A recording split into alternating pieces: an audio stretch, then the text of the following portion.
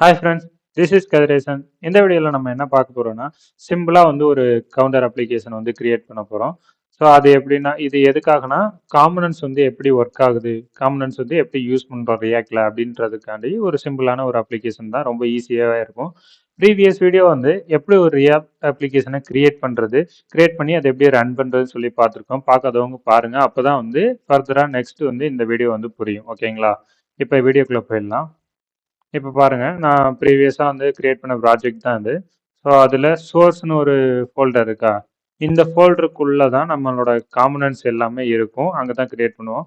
டிஃபால்ட்டாக நம்மளோட app dot JS இருக்கா, ஸோ ஆப் டாட் ஜேஎஸ்க்கு பார்த்தீங்கன்னா நம்ம ப்ரீவியஸாக என்ன ஹலோ வேர்ல்டுன்னு ஒன்று பிரிண்ட் பண்ணியிருந்தோமா, இதோட அவுட்புட் பார்க்கலாம் வாங்க. npm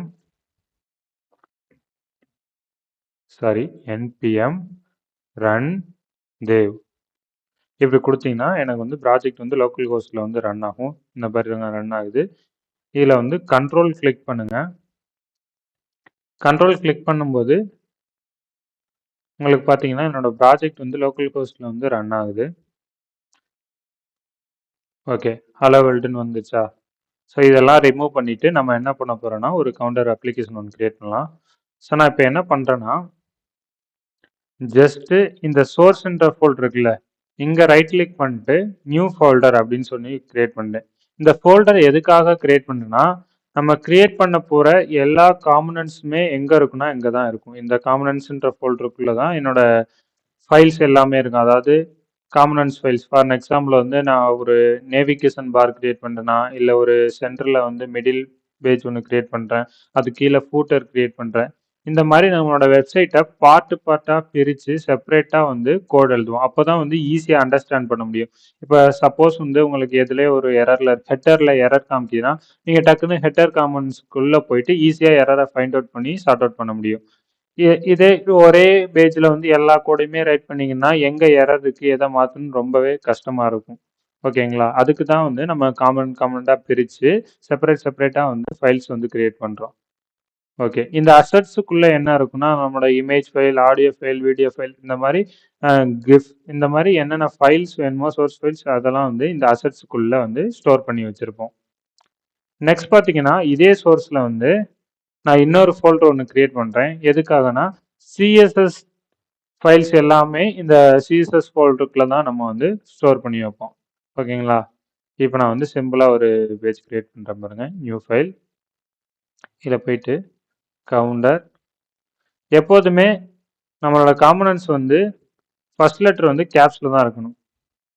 .jxx கொடுத்துட்டேன்னா, இப்போ இதில் ஒரு ஷார்ட்கட் இருக்குது பாருங்கள், RAFC.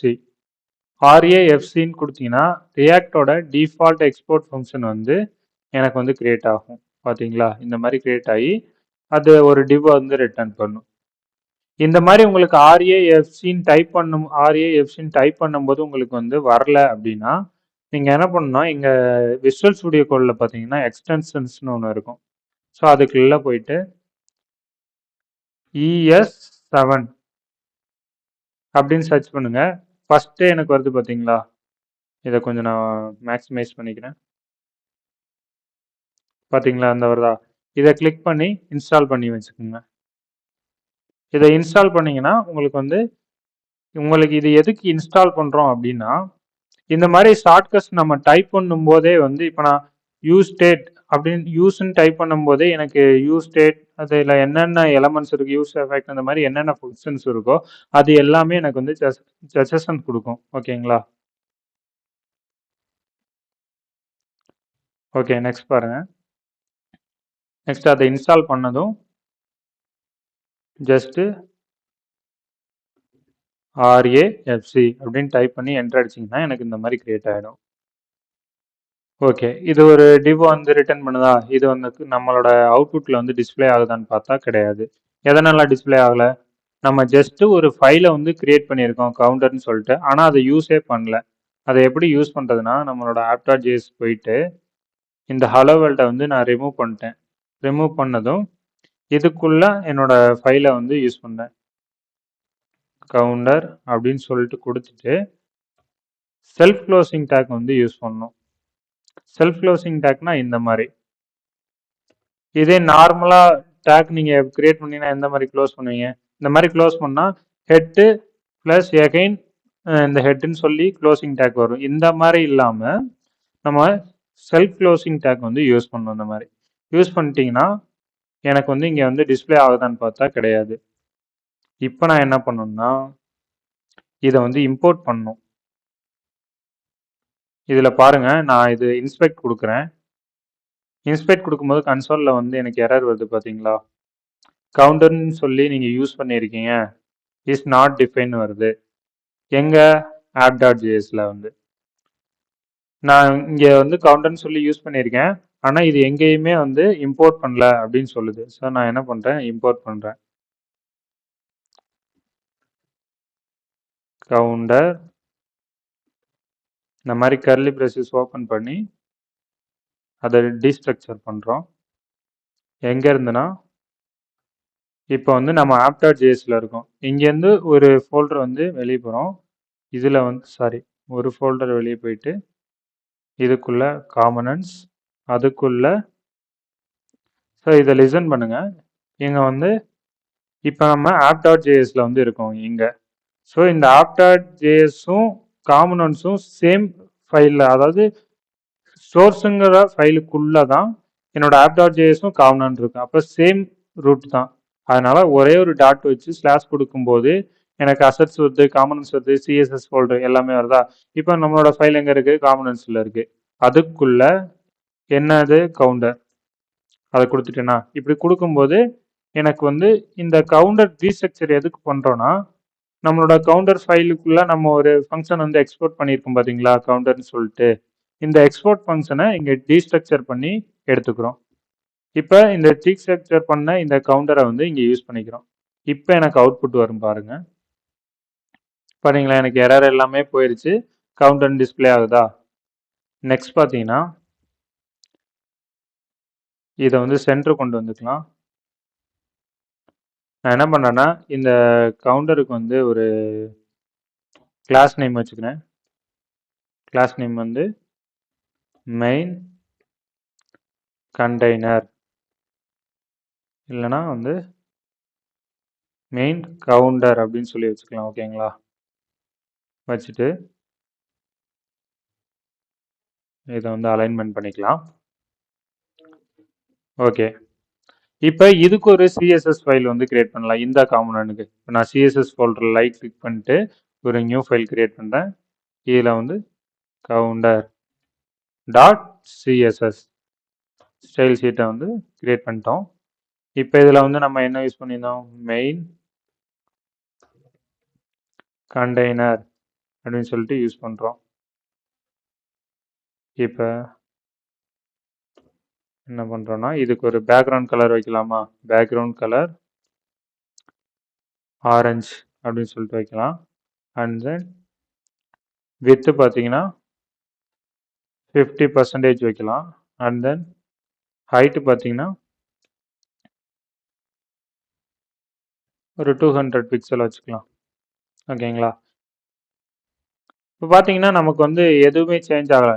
ஏன், இதே மாதிரி தான் நம்ம சிஎஸ்எஸ் ஃபைல் கிரியேட் பண்ணியிருக்கோம், அதை எங்கேயுமே நம்ம யூஸ் பண்ணல. இப்போ நமக்கு எந்த இடத்துல தேவை, இங்கே தான் தேவை. ஸோ நான் இந்த இடத்துல இம்போர்ட் பண்ணிக்கிறேன். இம்போர்ட் ஜஸ்ட் ஒரு டாட் வச்சா எனக்கு வந்து டாட் சிஎஸ்எஸ், நெக்ஸ்ட் பார்த்தீங்கன்னா கவுண்டர் டாட் சிஎஸ்எஸ். எனக்கு இந்த இடத்துல வந்து எரர் வருது பாருங்க. இங்கே எதனால் எரர் வருதுன்னா, லிசன், நம்ம app.jsல வந்து நம்மளோட காம்பனன்ட்ஸ் ஃபோல்டர் வந்து சேம் இதுவாக இருந்துச்சு, அதனால ஒரு டாட் வச்சோம். இப்போ நம்மளோட ஃபைல் எங்கே இருக்குது, கவுண்டர் வந்து காம்பனன்ட்ஸுக்கு உள்ளே இருக்குது. நம்ம என்ன பண்ணால் ஒரு ஸ்டெப் வெளியே போகணும். ஒரு ஸ்டெப் வெளியே போனால் என்ன பண்ணணும்னா ஜஸ்ட்டு டபுள் டாட் வச்சு ஸ்லாஷ் கொடுத்தீங்கன்னா என்னோட ஃபோல்டர் வந்து பார்த்து வந்து ஒரு ஸ்டெப் வந்து பேக் போகும். இப்போ நம்ம எந்த ஃபோல்டர் சூஸ் பண்ணோம், சிஎஸ்எஸ் சூஸ் பண்ணோம். அதுக்குள்ள நெக்ஸ்ட்டு கவுண்டர் டாட் சிஎஸ்எஸ். ஓகேங்களா, இப்போ அவுட்புட் பாருங்கள். அவுட்புட் எதுவுமே சேஞ்ச் ஆகலை. இருங்க. சாரி, இங்கே பார்த்தீங்கன்னா மெயின் கண்டெய்னர்னு கொடுத்துருக்கேன். மெயின் கவுண்டர் கிளாஸ் நேம் வந்து தப்பாக கொடுத்துரும். ஓகே, கரெக்டாக கிரியேட் ஆயிடுச்சா? இப்போ நம்ம இதை வந்து சென்டர் கொண்டு வரணும். இதோட பேரண்ட் டிவ் எது? மெயின் கவுண்டரோட பேரண்ட் டிவ் பார்த்தீங்கன்னா மெயின் டிவோட பேரண்ட் டிவ் பார்த்தீங்கன்னா app.js தான். இதுதான் பேரண்ட் டிவ். ஸோ இந்த கண்டெய்னருக்கான சிஎஸ்எஸ் நம்ம ஆல்ரெடி எங்கே எழுதியிருந்தோம்னா app.css எழுதியிருந்தோம். ஓகேங்களா? நான் இது எல்லாத்தையுமே ரிமூவ் பண்ணுறேன். ரிமூவ் பண்ணிவிட்டு டிஸ்பிளே ஃப்ளெக்ஸ் கான்செப்ட் யூஸ் பண்ணுறோம். Align item centre, justify content center. Sorry, justify content center. Okay, பார்த்தீங்களா? எனக்கு வந்து இதுக்கு நம்ம வந்து ஹைட் செட் பண்ணல. வித்து பார்த்தீங்கன்னா 100%. ஹைட் பார்த்தீங்கன்னா 100. வியூ ஹைட் விஹெச்னா வியூவர் ஹைட்டுன்னு சொல்லுவோம். அப்படின்னா நம்மளோட டிஸ்பிளேயோட ஹைட்டை வந்து அது எடுத்துக்கும் 100%. பார்த்தீங்கன்னா அதுக்கு சென்ட் ஆயிடுச்சு. டாப் அண்ட் பாட்டமும் சென்ட் ஆயிடுச்சு, லெஃப்ட் அண்ட் ரைட்டும் எனக்கு வந்து சென்ட் ஆயிடுச்சு. நெக்ஸ்ட் பார்த்தீங்கன்னா நம்ம வந்து என்ன பண்ணால் இந்த கவுண்டரை வந்து சென்டரில் கொண்டு வரணும். ஸோ நம்ம எங்கே போகிறோன்னா கவுண்டர் போயிட்டு இதில் வந்து டிஸ்பிளே ஃப்ளெக்ஸ் கொடுத்துட்டு சேம் அலைன் ஃப்ளெக்ஸ். இருங்க, இதை வந்து நான் உங்களுக்கு தெளிவாக சொல்கிறேன் எதனால் வந்துட்டு ஃப்ளெக்ஸ் டைரக்ஷன் வந்து காலம் கொடுக்குறேன்னு. இப்போ வந்து நான் இதை வந்து H1 டாக்கில் வந்து போட்டுக்கிறேன். H1 டாக்கில் வந்து கவுண்டர் அப்படின்னு கொடுத்துட்டேன்னா இப்போ எனக்கு அவுட்புட் பாருங்கள் இந்த மாதிரி வந்துருச்சா? நெக்ஸ்ட் பார்த்தீங்கன்னா எனக்கு என்ன தேவைன்னா ஒரு டிவ் தேவை. அந்த டிவ் எதுக்குன்னா நம்பர்ஸ் எல்லாம் ஷோ பண்ணுறதுக்காண்டி. நான் என்ன நம்பர் இன்க்ரீஸ் பண்ணால் இன்க்ரீஸ் ஆகணும், டிக்ரீஸ் ஆனால் டிக்ரீஸ் ஆகணும்ல. ஸோ அந்த நம்பரை டிஸ்பிளே பண்ணுறதுக்கு தான். இங்கே வந்து நான் 54 0 இனிஷியலாக வந்து 0ன்னு வச்சுக்கலாம். 0. நெக்ஸ்ட் பாருங்கள். நெக்ஸ்ட் ஒரு டிவ் கிரியேட் பண்ணுவோம். டாட் அதுக்கு கிளாஸ் நேம் என்ன வச்சுக்கலாம்னா பட்டன்ஸ்னு வச்சுக்கலாமா? பிடிஎன் டிவ்னு வச்சுக்கலாம். ஓகே,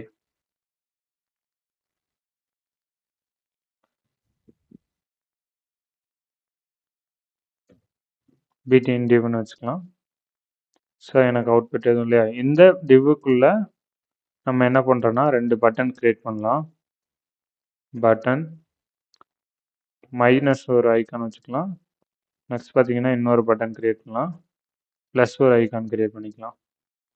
பார்த்தீங்கன்னா எனக்கு 2 பட்டன் கிரியேட் ஆயிடுச்சு. இப்போ பார்த்தீங்கன்னா இது வந்து ரோ வைஸில் இருக்குது, லெஃப்ட் டு ரைட் அலைன்மெண்ட்டில் இருக்குது. இது எனக்கு வந்து டாப் அண்ட் பாட்டம் அந்த அலைன்மெண்ட்டில் வரணும். ஸோ நான் என்ன பண்ணுறேன்னா counter.csல வந்து டிஸ்பிளே ஃப்ளெக்ஸ் கொடுத்தேன்னா ஃப்ளெக்ஸ் டைரக்ஷன் வந்து காலம்னு கொடுக்குறேன். இப்படி கொடுக்கும்போது என்னோட டேட்டாஸ் வந்து இந்த மாதிரி டாப் அண்ட் பாட்டம் அலைன்மெண்ட்டில் வந்து வந்துடும். இப்போ நான் இது சென்டர் கொண்டு வரணும். சென்டர் கொண்டு வந்ததுக்கு என்ன சொல்லியிருக்கேன்? Align item centre, justify content centre கொடுத்துட்டோமா? இப்போ எனக்கு இந்த அலைன்மெண்ட் வந்து சென்ட் ஆயிடுச்சு. நெக்ஸ்ட் பார்த்தீங்கன்னா இந்த 0வுக்கு வந்து நம்ம டிசைன் பண்ணணும். 0வுக்கு டிசைன் என்ன கிளாஸ் நேம் வச்சுக்கலாமா? கிளாஸ் நேம் பார்த்தீங்கன்னா டிஸ்பிளே அப்படின்னு சொல்லிட்டு கிளாஸ் நேம் வச்சுக்கிறேன். ஸோ ஃபஸ்ட்டு ஃபாண்ட் சைஸ் பார்த்தீங்கன்னா ஃபாண்ட் ஃபேமிலி சான்ஸ் செரிஃப் வச்சுக்கலாம். ஃபாண்ட் சைஸ் பார்த்தீங்கன்னா 40 பிக்சல் வச்சுக்கலாம். ஓகேங்களா? நெக்ஸ்ட் வந்து மார்ஜின் பாட்டம் எதுக்கு யூஸ் பண்ணுறோன்னா எனக்கு கீழே இங்கே வந்து கேப் வேணும். ஸோ மார்ஜின் பாட்டம் வந்து 20 பிக்சல் வச்சுக்கலாம். பார்த்தீங்களா, எனக்கு கேப் கிடச்சிருச்சா? நெக்ஸ்ட் பார்த்தீங்கன்னா ஃபாண்ட் வெயிட் போல்டு கொடுக்கணும். எதுக்காகனா கொஞ்சம் திக்னஸாக தெரிகிறதுக்காண்டி. நெக்ஸ்ட் வந்து கலர் பார்த்தீங்கன்னா ஒயிட் கொடுக்கலாம். ஓகேங்களா, ஒயிட் கொடுத்தாச்சு. நெக்ஸ்ட் வந்து பட்டன்ஸுக்கு வந்து ஸ்டைலிங் பண்ணலாம். பட்டனோட பேரண்ட் பார்த்தீங்கன்னா பிடிஎன் டிவ்வா. ஸோ அதுக்கு ஃபஸ்ட்டு கொடுக்கலாம். PTN div. அதில் டிஸ்பிளே ஃப்ளெக்ஸ் எதுக்கு கொடுக்குறோன்னா எனக்கு ரோ வைஸ் வந்து அலைன்மெண்ட் ஆகும். லெஃப்ட் டு ரைட் வந்து டிஃபால்ட் அலைன்மெண்ட் ஆகும். எனக்கு அப்படி தான் வேணும். நெக்ஸ்ட் பார்த்தீங்கன்னா ஜஸ்டிஃபை கண்டென்ட் வந்து ஜஸ்டிஃபை கண்டென்ட் தேவையில்லை. இருங்க. கேப் மட்டும் கொடுத்துக்கலாம். நமக்கு கேப் மட்டும் இருந்தால் போதும். கேப் வந்து 50 பிக்சல் கொடுக்குறேன். ஓகேங்களா, எனக்கு கேப் கிடச்சிருச்சு.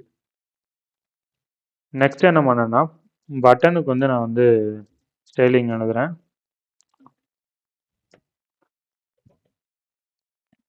பேடிங் பார்த்தீங்கன்னா 10 பிக்சல் வச்சுக்கிறேன். டாப் அண்ட் பாட்டம் வந்து 5 பிக்சலும் லெஃப்ட் அண்ட் ரைட் வந்து 10 பிக்சலும் கொடுக்குறேன். ஸோ எந்த டிஃப்ரென்ஸும் தெரிலையா? ஓகே, நான் வந்து ஒரு 30 பிக்சல் கொடுத்து பார்க்குறேன். ஓகே, டிஃப்ரென்ஸ் தெரியுதா? ஓகே. நெக்ஸ்ட் பார்த்தீங்கன்னா இங்கே கொண்டு போகும்போது வந்து எனக்கு வந்து பாயிண்டராக மாறணும் கர்சர் வந்து. ஸோ என்ன பண்ணேன்னா கர்சர் பாயிண்டர். இப்போ பாருங்கள், பாயிண்டராக மாறிச்சா? நெக்ஸ்ட் பார்த்தீங்கன்னா ஃபாண்ட் சைஸ் வந்து இன்க்ரீஸ் பண்ணணும். Font size 10 pixel. பார்த்தல. ஓகே, இப்போ கொஞ்சம் விசிபிளாக இருக்கா? நெக்ஸ்ட் என்ன பண்ணுறான்னு பார்த்தீங்கன்னா பேடிங்கை வந்து இருக்கட்டும் அப்படியே. இப்போ வந்து பார்டர் ரேடியஸ் வச்சுக்கோங்க. எதுக்கானா அது சர்க்கிள் மாதிரி வச்சுக்கலாம்.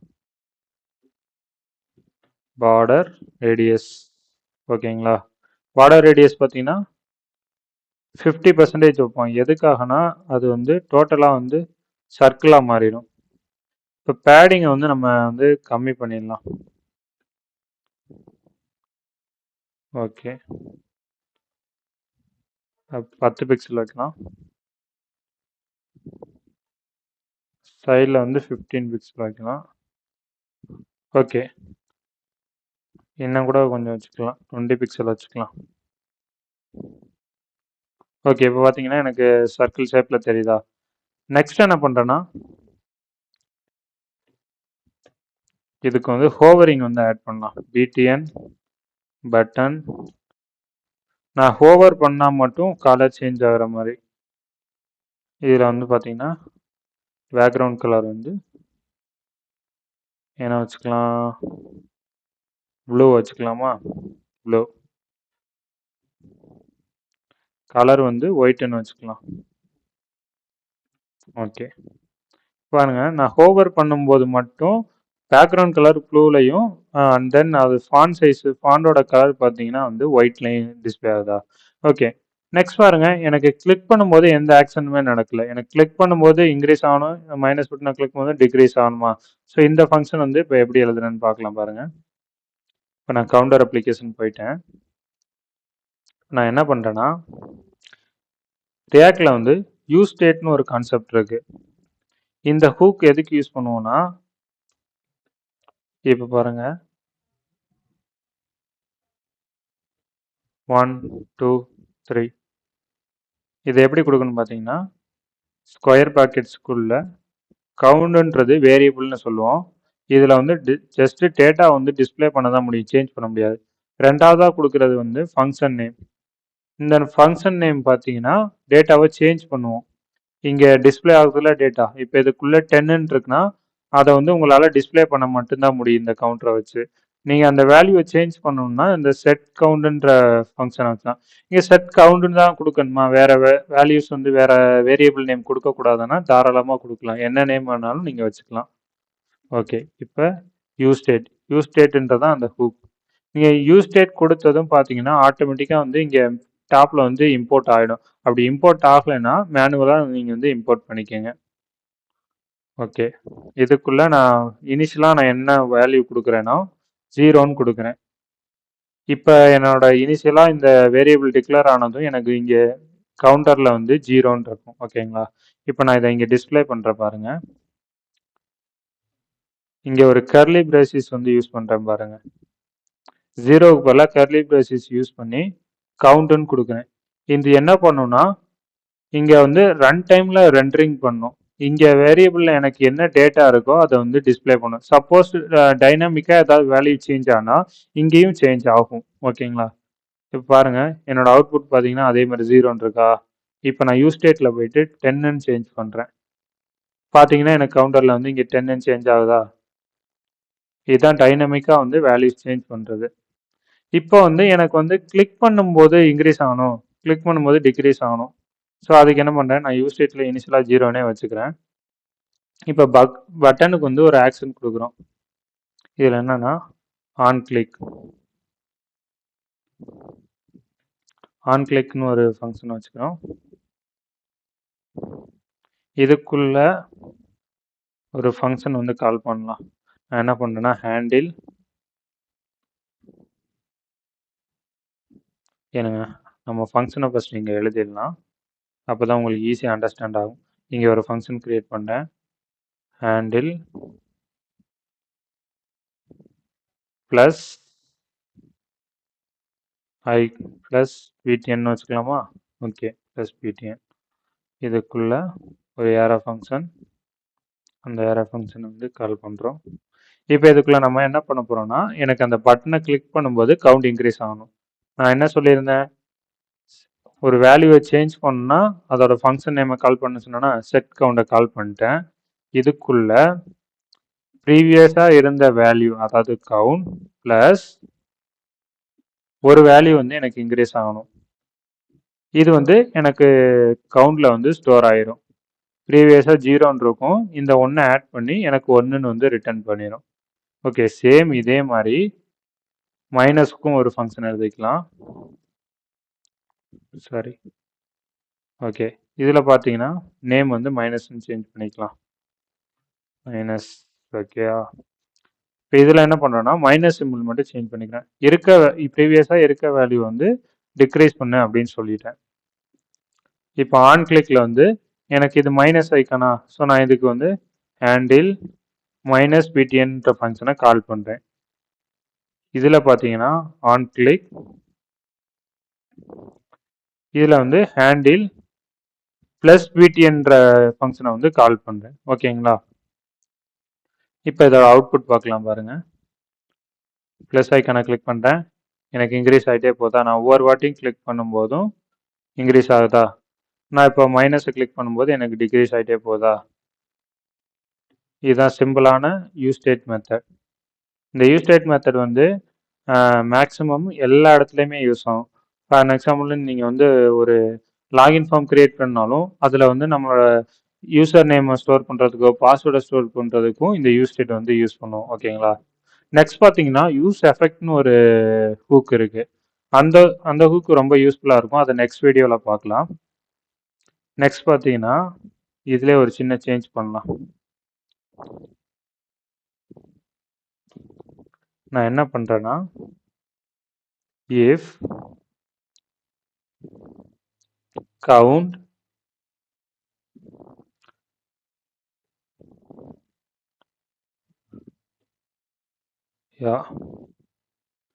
கவுண்ட் வந்து 1 விட கம்மியாக இருந்தால், சரி, கவுண்ட் வந்து 0வோட பெருசாக இருந்தால் மட்டும்தான் எனக்கு வந்து டிக்ரீஸ் ஆகணும். Control X, control V. Okay, பாருங்க இங்கே நான் என்ன பண்ணியிருக்கேன்னா ஒரு கண்டிஷன் கொடுத்துருக்கேன். கவுண்டர் வந்து 0வோட அதிகமாக இருந்தால் மட்டும்தான் எனக்கு வந்து மைனஸ் ஆகணும். 0வோட கம்மியாக இருந்தால் வந்து 0வோட கம்மியாக இருந்தால் எனக்கு வந்து டிக்ரீஸ் ஆகக்கூடாது. எதுக்கானா எனக்கு வந்து மைனஸில் போகிறத வந்து நான் வந்து அவாய்ட் பண்ணுறேன். இப்போ பாருங்கள், இப்போ ஆட் பண்ணிட்டே போகிறேன்னா இப்போ நான் மைனஸ் பண்ணுறேன். மைனஸ் பண்ணும்போது 0 வந்துருச்சா. ஸோ இதுக்கு அடுத்து வந்து எனக்கு வந்து மைனஸ் ஆகக்கூடாது. என்னோட வேல்யூஸ் வந்து மைனஸில் போயிட்டே இருக்கக்கூடாது. அதை அவாய்ட் பண்ணுறதுக்கு தான் வந்து இங்கே ஒரு இஃப் கண்டிஷன் கொடுத்துருக்கேன். ஓகேங்களா? ஓகே, இந்த வீடியோ வந்து உங்களுக்கு புரிஞ்சிருக்கும்னு நம்புகிறேன். நெக்ஸ்ட் வீடியோவில் பார்த்தீங்கன்னா வந்து யூஸ் எஃபெக்ட் அப்படின்னு சொல்லிட்டு ஒரு ஹூக் பார்க்கலாம். இது வந்து யூஸ் ஸ்டேட். அது வந்து இன்னுமே சூப்பராக இருக்கும். இந்த வீடியோ உங்களுக்கு யூஸ்ஃபுல்லாக இருந்தால் லைக் பண்ணுங்கள், சப்ஸ்கிரைப் பண்ணுங்கள், அண்ட் தென் உங்கள் ஃப்ரெண்ட்ஸுக்கும் ஷேர் பண்ணுங்கள். நெக்ஸ்ட் வீடியோவில் பார்க்கலாம். டாடா, பாய் பாய்.